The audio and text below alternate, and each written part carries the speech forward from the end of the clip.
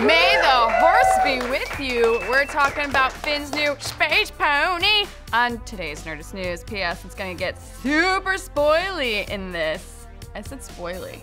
Spoilery? Spoily? It works, right? Okay.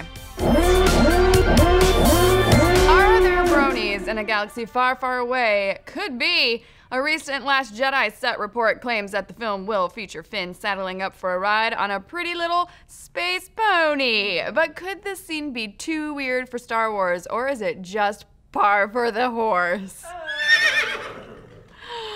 My cheeks hurt. I'm smiling so hard. Now, the story comes to us straight from those Star Wars gossip thoroughbreds at makingstarwars.net. According to the site, the scene in question takes place on the casino planet, which we now know is called Canto Bight, not to be confused with planet Cenobite, where the only thing they gamble on is how many pins you can stick in your freaking head. We'll tear your soul apart. As the scene starts, Finn and his new Resistance BFF Rose are on the run from some First Order goons when they duck into stables filled with more monstrous horses than Saratoga raceways. After fast-talking one of the jockeys, they end up stealing the aforementioned space stallion, which is officially known as a Falthier. Am I pronouncing that correctly? I don't know. We'll find out in December. The Making Star Wars set spy describes the Falthier as what might happen if a Tauntaun had a baby with Falkor from the Neverending Story. I like children. We know you do, Falkor. It's creepy. I've never liked it when it talked. Anywho, there's this shot from the set of The Last Jedi that doesn't give you a great look at the Falthier, but does at least suggest that these suckers are big, towering over all the extras on set. Naturally, a chase ensues between Finn and Rose on the Falthier and a bunch of tuxedo-clad bad guys in luxury speeders through the streets of Canto Bight. After our heroes manage to escape their pursuers, they end their ride at a coffee shop that's described as a sort of intergalactic neon Starbucks full of bright lights, candy-colored beans, and sad single droids working on the third draft of their screenplays. Fresh cup of depression in the morning. It's just like home.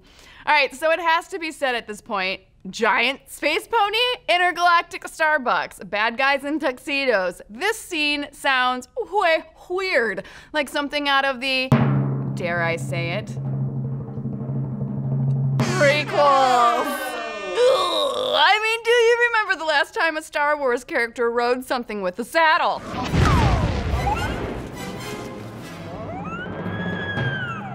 Oh God, I can still hear that thing when I close my eyes at night. Ugh. So is this scene too weird for Star Wars? Well, as dear old Papa Vader would say, of course it's not. It's kind of hard to remember since the franchise has become so commonplace in our popular culture, but Star Wars used to be weird. If you were a kid in '83 seeing Jabba the Hutt for the first time before he became normalized by decades of toys, cartoons, and special edition deleted scenes, you were freaked the F out. Jabba was scary and insane and awesome, as were the Rancor and the Sarlacc and the Space Worm and so many other monsters from the OG trilogy. Weirdness has always been an important part of the Star Wars DNA, and as much as we hate to say this, it is something that the recent films have kind of forgotten. Now, The Force Awakens and Rogue One were too content to recycle what worked in the past. If anything, they could have benefited from inheriting, and I am saying this for all of ya, a little bit of the ambition of the prequels. For all their perceived flaws, episodes 1, 2, and 3 actually expanded the Star Wars universe, taking us to new worlds, introducing us to new aliens, giving us new adventures that didn't feel like complete retreads of A New Hope. Sure, they may not have been entirely successful, but they had the spirit of weirdness that made the OG trilogy so special when it first came out, and this new scene feels like the first real sign that a little bit of that weirdness will come out to play when The Last Jedi hits theaters later this year. But what do you guys think? Are you excited to take a ride on Finn's Pony? And are there any other things from the prequels worth salvaging for these new films? Let's discuss. Be sure to check out the latest episode of The Dan Cave. Dan's breaking down the 10 best non-canon Star Wars characters of all time. Be sure to like and subscribe and keep checking Nerdist.com.